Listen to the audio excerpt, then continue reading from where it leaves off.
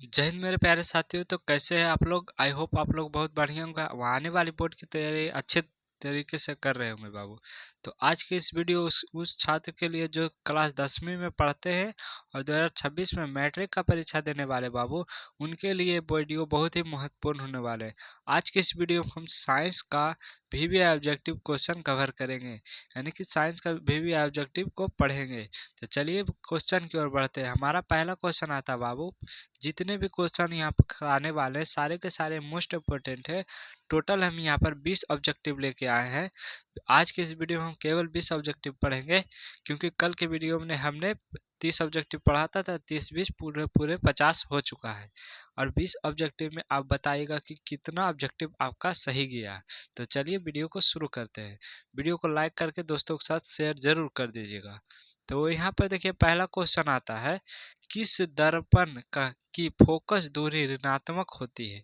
किस दर्पण की फोकस दूरी ऋणात्मक होती है? तो देखिए बाबू, आप लेंस हो या दर्पण, यदि दर्पण पूछे या लेंस पूछे, दोनों में से यदि फोकस दूरी की बात आती है तो दोनों का दोनों ऋणात्मक होता है अवतल दर्पण में। यदि लेंस का भी बात पूछेगा तो भी अवतल लेंस ही होगा, क्योंकि किसी किसी भी तरह से हमारा अवतल जो लेंस है और अवतल दर्पण है, दोनों का फोकस दूरी ऋणात्मक होती है। अगले प्रश्न की ओर बढ़ेंगे। दूसरा नंबर प्रश्न, दूसरा नंबर प्रश्न कहाँ गया? चलिए कोई बात नहीं। तीसरा नंबर प्रश्न को देखिए। मानव आंख के रेटिना द्वारा बनाई गई छवि होती है। मानव आंख के रेटिना द्वारा बनाई गई छवि होती है, यानी कि बनाई गई प्रतिबिंब। छवि कहने का अर्थ हो गया यहाँ पर प्रतिबिंब।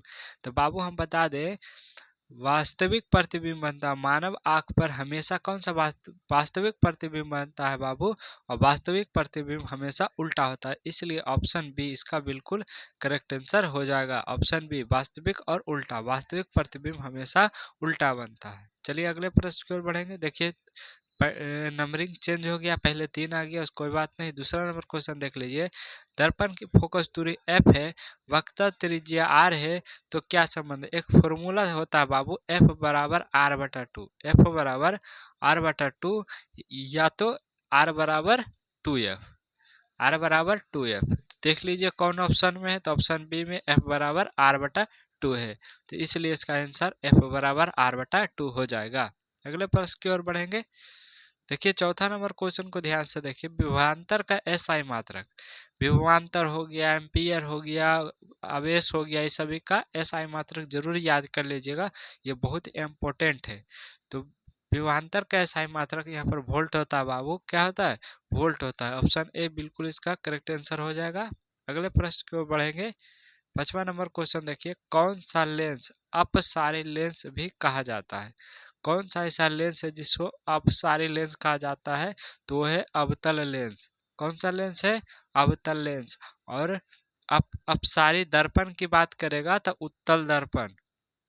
अपसारी दर्पण की बात करेगा तो उत्तल दर्पण हो जाएगा, उत्तल दर्पण। जब अपसारी दर्पण की बात हो जाए तो उत्तल दर्पण। अगले प्रश्न की ओर बढ़ेंगे।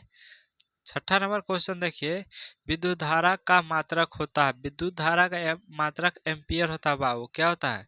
विद्युत धारा का एसआई मात्रक एम्पियर होता है। क्या होता है? एम्पियर होता है। अगले प्रश्न की ओर बढ़ेंगे। 7वां नंबर क्वेश्चन देखिए। जब किसी चालक तार से विद्युत धारा प्रवाहित होती है तो गतिशील कण है। जब भी चालक तार से विद्युत धारा प्रवाहित होती है तो सबसे ज्यादा गति कौन करता था? वो बाबू है इलेक्ट्रॉन, क्योंकि इलेक्ट्रॉन ही एक गतिशील पदार्थ है, बाकी का बाकी स्थिर पदार्थ है। इलेक्ट्रॉन ही क्या एक क्या गतिशील पदार्थ है। अगले प्रश्न की ओर बढ़ेंगे। 8वां नंबर क्वेश्चन देखिए। शरीर में भोजन का पचना किस प्रकार की अभिक्रिया? शरीर में भोजन पचता बाबू, तो जो हमारा बड़े बड़े बड़े होते हैं प्रोटीन, उसको छोटे छोटे भाग में टूट जाता है। या तो वियोजन होगा, लेकिन वियोजन है तो ओरिजिनल वियोजन का उदाहरण है भोजन का पचना, क्योंकि ये बड़े बड़े जो कण होते हैं, ग्लूकोज होते हैं, छोटे छोटे पार्टिकल में टूट जाते हैं। तो इसका आंसर वियोजन होना चाहिए, लेकिन वियोजन ऑप्शन में नहीं है, इसलिए अपचयन भी इसको हम कह सकते हैं। अपचयन में भी सेम क्रिया होती है, इसमें ऊष्मा की हानि होती है। क्या होती है? अपचयन में क्या होती है? ऑक्सीजन की यहाँ पर हानि होती है, और किसी भी चीज तोड़ने के लिए ऑक्सीजन की यहाँ पर हानि होना आवश्यक है। आगे बढ़ेंगे नंबर क्वेश्चन के योर। नंबर क्वेश्चन देखिए, कोई विलयन लाल लिटमस को नीला कर देता है। लाल लाल लिटमस को नीला कौन कर देता है बाबू? क्षार। क्षार कौन कर देता है? क्षार। क्षार का पीएच मान 7 से अधिक होता है। क्या होता है? क्षार का पीएच मान जो हमारा होता है वो 7 से हमारा अधिक होता है। क्या होता है? 7 से अधिक होता है, इसलिए ऑप्शन ए भी होगा और बी भी होगा, इसलिए इसका सही आंसर ए और बी दोनों हो जाएगा। ऑप्शन डी बिल्कुल करेक्ट आंसर हो जाएगा। 7 से अधिक जितना भी रहेगा सारा क्षार है, और 7 से कम रहेगा तो अम्ल। अगले प्रश्न की ओर बढ़ेंगे। प्रश्न संख्या 10वां की ओर देखिए, एल्काइन में कार्बन कार्बन के बीच कितने सहसंयोजक बंधन होते हैं? एल्काइन पूछा बाबू, एल्काइन में 3 होता है। क्या होता है? एल्काइन में 3 बंध, यानी कार्बन है तो 3 बंध इस प्रकार से बनाएगा। कार्बन कार्बन के बीच 3 बंध होते हैं। अगले प्रश्न की ओर बढ़ेंगे। प्रश्न संख्या 11 देखिए, CHO अभिक्रियाशील मूलक है। किसका अभिक्रियाशील मूलक? CHO बाबू एल्डिहाइड होता है। CHO यानी कि एल्डिहाइड। कौन सा होता है? CHO यानी कि एल्डिहाइड। सिलिकॉन क्या है? सिलिकॉन एक बाबू उपधातु है। क्या है? सिलिकॉन एक उपधातु है। सिलिकॉन क्या है? एक उपधातु है। अगले प्रश्न की ओर बढ़ेंगे। 13 नंबर क्वेश्चन देखिए, निम्नलिखित में किसका उपयोग खाना बनाने वाले ईंधन में नहीं किया जाता है? खाना बनाने वाले ईंधन में नहीं किया जाता है, तो देखिए एलपीजी का प्रयोग होता है, गैस का प्रयोग होता है, कोयला का भी प्रयोग होता है, लेकिन बाबू सीएनजी का प्रयोग नहीं होता, क्योंकि इसका प्रयोग गाड़ियों में होता है। गाड़ी चलाने में आप देखेंगे सीएनजी टोटो, सीएनजी कार, सीएनजी हमारा कार, सीएनजी टेम्पो का प्रयोग, यानी कि गाड़ी को चलाने के लिए यहाँ पर प्रयोग किया जाता है ईंधन के रूप में, लेकिन खाना बनाने में नहीं प्रयोग किया जाता। अगले प्रश्न की ओर बढ़ेंगे। उदासीन विलयन का पीएच मान होता है, उदासीन विलयन का पीएच मान 7 होता है, जो कि होता है जल। जल का भी पीएच मान क्या हमारा? 7 होता है। अगले प्रश्न की ओर बढ़ेंगे। प्रश्न संख्या 15 की ओर देखिए, पौधों में जाइलम निम्नलिखित में किसके परिवहन के लिए जिम्मेदार है? बाबू जो पौधों में जाइलम होता है वो खनिज और एवं पानी का ले जाने का जिम्मेदार होता है। यानी कि पौधे में जाइलम और फ्लोएम तक पाए जाते हैं, जो जिसका अलग अलग काम होता है, तो उसी में जाइलम है। जाइलम जमीनों से खनिज और पानी पेड़ों के विभिन्न विभिन्न भागों में पहुंचाने के लिए का कार्य करता है, जिससे फोटोसिंथेसिस हो सके, यानी कि प्रकाश संश्लेषण यहाँ पर हो सके। अगले प्रश्न की ओर बढ़ेंगे। प्रश्न नंबर 16 देखिए, फलों के पकने को, यानी फल पके ना, ज्यादा पके ना, कम पके ना, यानी कि पकने को कौन नियंत्रित करता है? तो बाबू इथिलीन। कौन सा?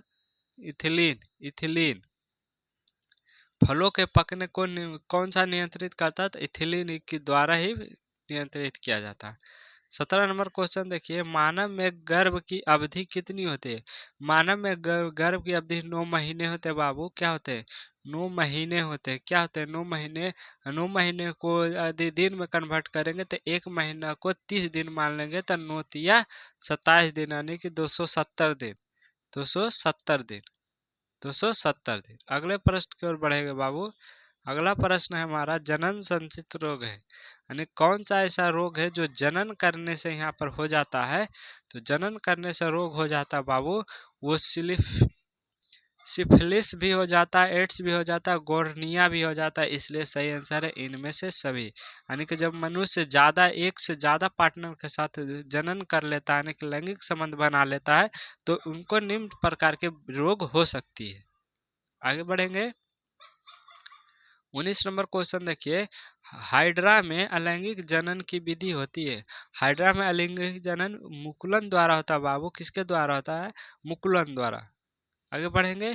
मुकुलन द्वारा अलैंगिक जनन निम्न में से किसके में होती है? मुकुलन द्वारा। तो देखिए मुकुलन द्वारा ईस्ट और हाइड्रा का जनन होता है, अलैंगिक जनन। इस प्रकार से बाबू टोटल 20 ऑब्जेक्टिव क्वेश्चन आपको करवा चुके हैं।